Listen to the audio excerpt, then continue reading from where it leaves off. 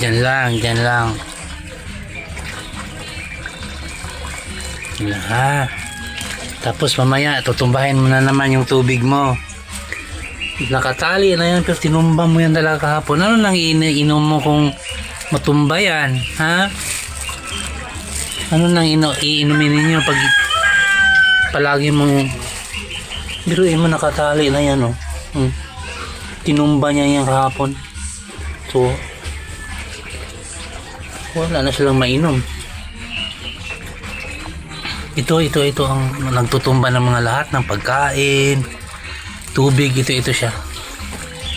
Ibig sabihin hindi ginagamit yung utak. So mas matalino ito.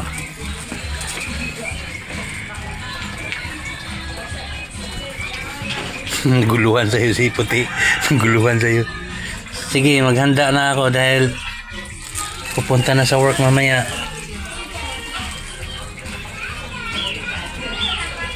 Sarap yan puti. Pritong isda yan. Mayroon pa doon, ano.